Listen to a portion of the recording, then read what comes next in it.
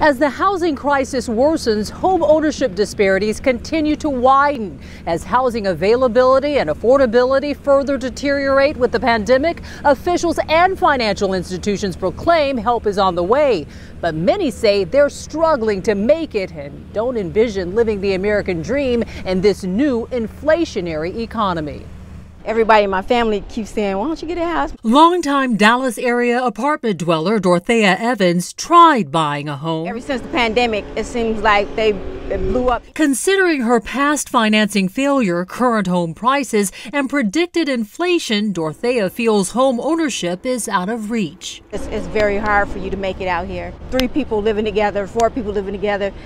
Kids are still staying with their parents or have to move back with their parents. I'm not trying to get a home and then end up coming back home. Adult brother and sister Kennedy and Christian Gormer feel it'll be hard for them to ever own a home. I know it's going to be hard, especially now, everything with the pandemic. According to the U.S. Census Bureau, right now there are more than 4.2 million Americans nationwide who fear foreclosure or eviction, like Timothy Henderson. I live in a motel room. I pay like $425 a week.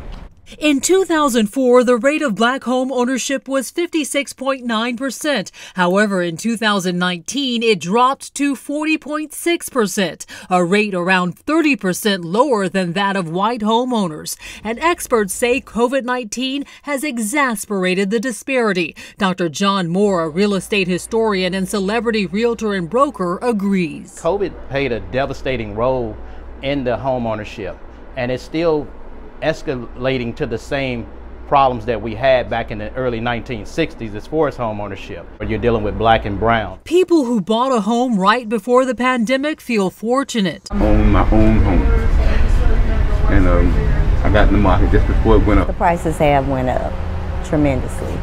Full-time consultant and single mom of 3, Pam, is afraid to step into the home buying arena. It has kept us from being able to purchase a home instead of renting. For a single black man or a single woman, it's very hard to get a house. L.T. Johnson says he can't even afford to buy a washer and dryer, let alone a home. Used to going there, okay, I got this much on a house. Now it's out of reach though.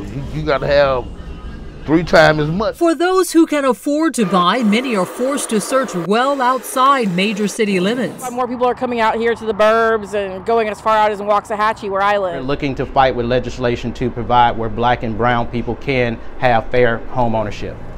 Along with the legislative change, some say the solution is also new construction and removing red tape for builders. According to the National Association of Realtors, in order to keep up with current demand, builders need to erect 5.5 million more new homes like this one over the next 10 years. But the real brick and mortar, according to mortgage loan officers, is financing. The challenge is financing, having access to the funds that are available, having access to the programs, and then the biggest disparity after that is knowledge.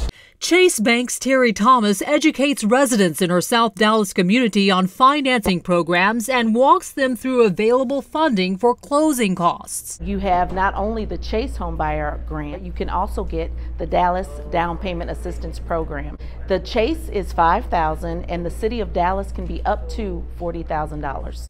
Nationwide, some banks in other cities like Philadelphia, New York, Atlanta, and Chicago are now making it a mission to inform customers and help those like retired veteran and VA hospital worker Ken Francis buy a home. I'm buying a house and they're helping me get my loan.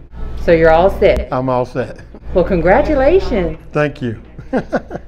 Our end goal is to help our communities with home ownership. That is the cornerstone to wealth. Pam says she's glad to know assistance programs are there and plans to reach out if and when the purchasing time for her is right. I feel like I will, eventually, just not right now. Just not right now to buy a home. And that's okay. Many plan to wait in hopes of the subsiding of this seller's market. If you buy, use an experienced agent, get your credit and savings in order, and ask your lending institution to pre-qualify you before shopping for a house so you have a pre-qual letter in hand. Also, don't be afraid to switch up your offer to make it more attractive to sellers, like offering a quicker close or more earnest money in hopes of a better chance and standing stoutly perched when ready to buy and own. In Dallas, I'm Narissa Knight for BNC. Back to you in the studio.